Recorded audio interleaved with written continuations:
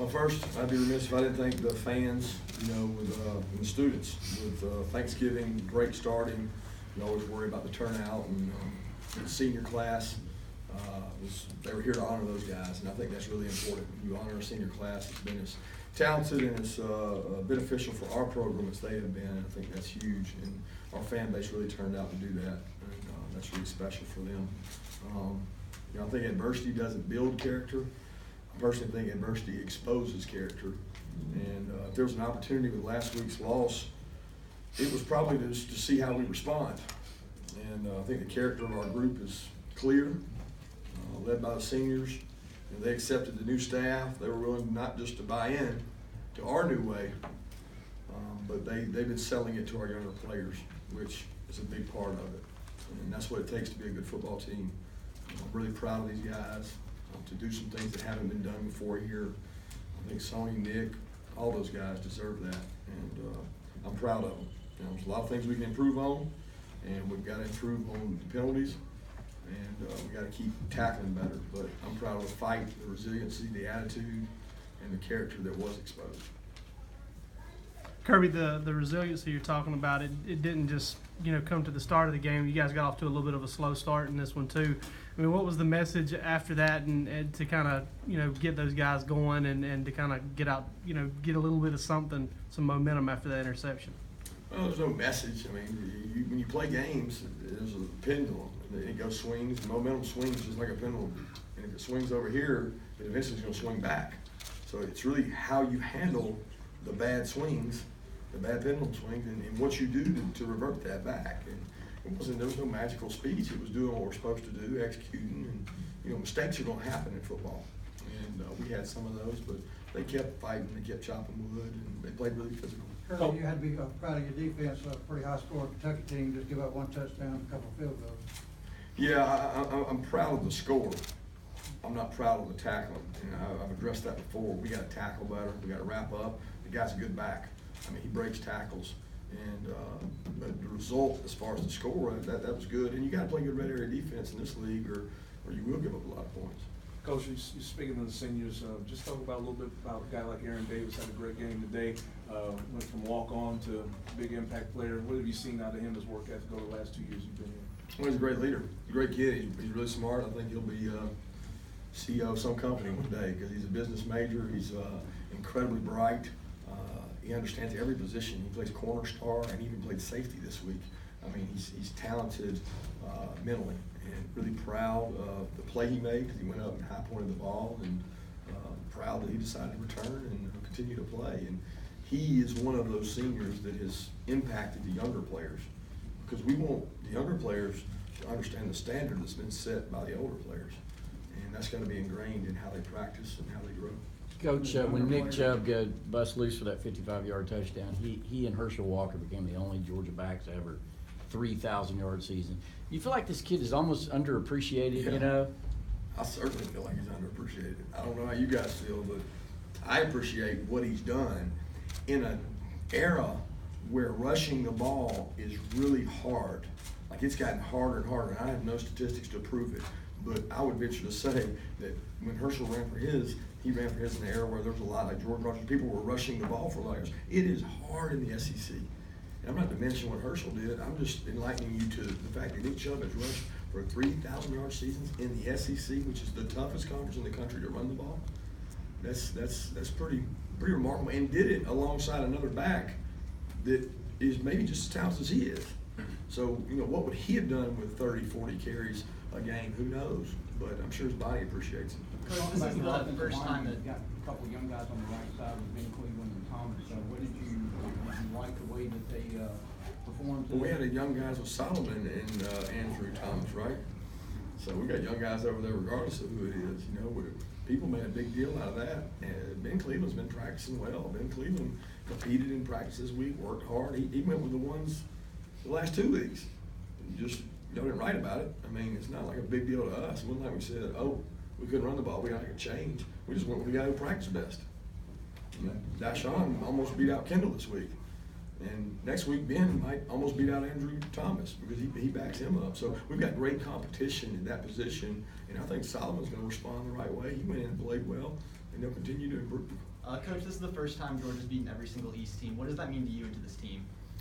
Well, it's special. I mean, it's the first time it's happened. You know, so it's a great event. I mean, it's something those guys will be remembered by. Something they can hold and say for the rest of my life, we were the first team that did that.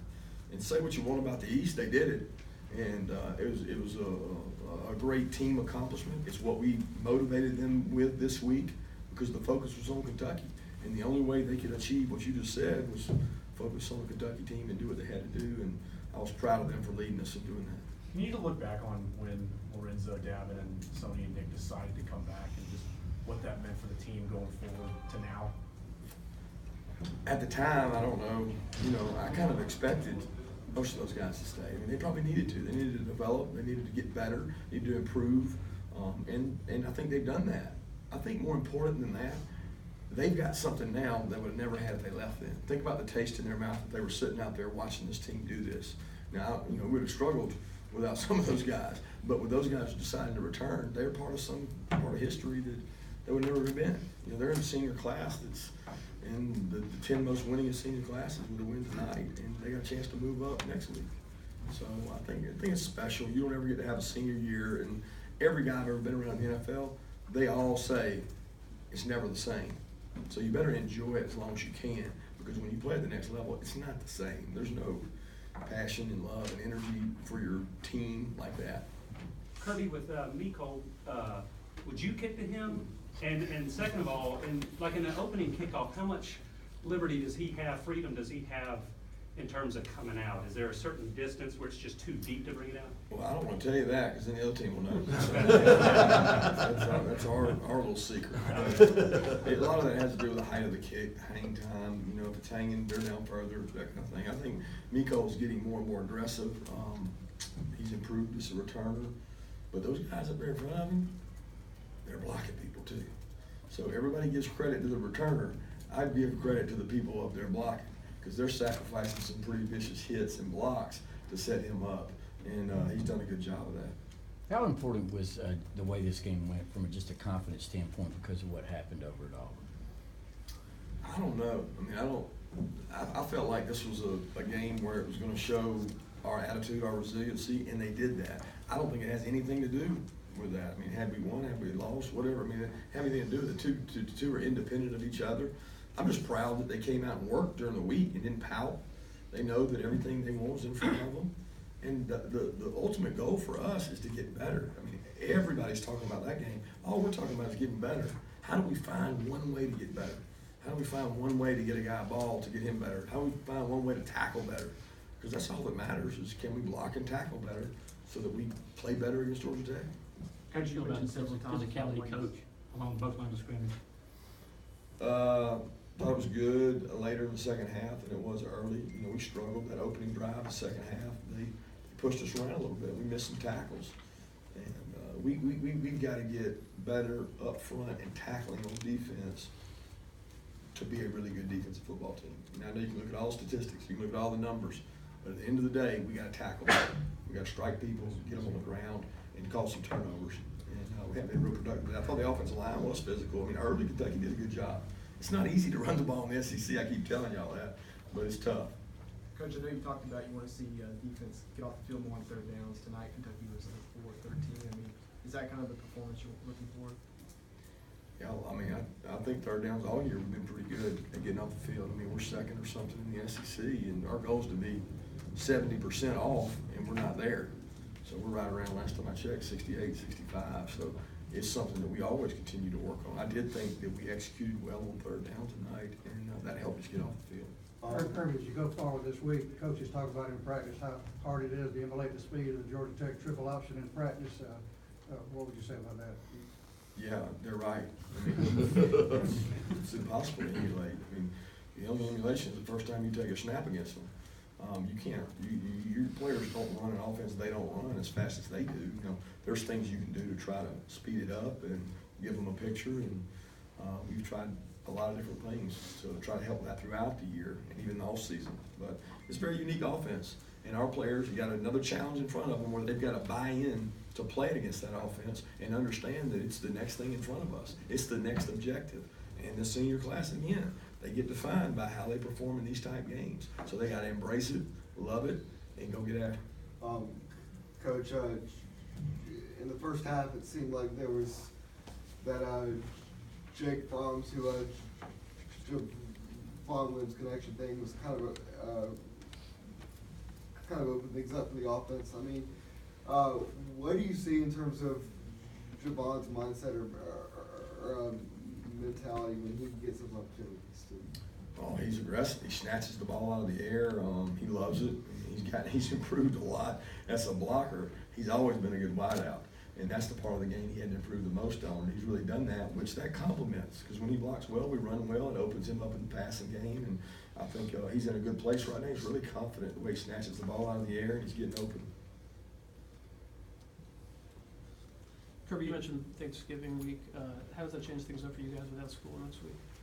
Been changing up a lot. I mean, we got a little more time with the players, and we've got a schedule set for them to work on academics during part of the day to get caught up and get prepared for stretch run. It's going to be tough academically, and then also to get prepared for Georgia Tech. So it doesn't change a lot for us. It changes for them in that they don't have classes, but as coaches will be in the same hours, same work schedule. This is kind of a scary moment with Cam there early on in the first plan. How relieved are you that he's going to be okay? Very relieved. I was very concerned. It looked pretty bad, and glad he came out all right. There were a couple of runs tonight from Nick that maybe weren't spectacular in yardage, but just before he got to the line. Is that, what's it gonna be like when he's going? I know you got time left, but looking back on his career here, 2 years ago. Well, I don't know. I hope Swift can do it. I'll miss him greatly. I thought he had an excellent burst. I thought with the long run, I thought he kicked another gear. It looked like, back in high school, it was 100 meters. He certainly looks faster to me this year when he breaks out of there and gets going. But he made the touchdown run look like he did that. He kind of 1-2 steps, bounced, and then he hit it and got burst. But I'll miss him when he's gone. I can promise you that. He's one of the all-time greatest here. Last question.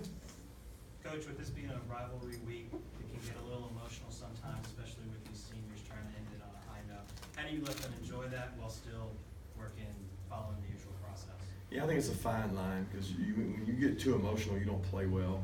And I think you've got to kind of taper those emotions. You've got to use them to motivate you during the week, but you got to control them at game time.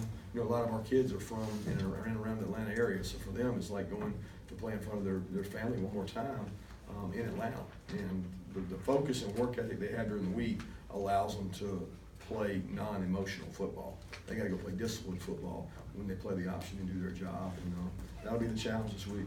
Thanks, guys.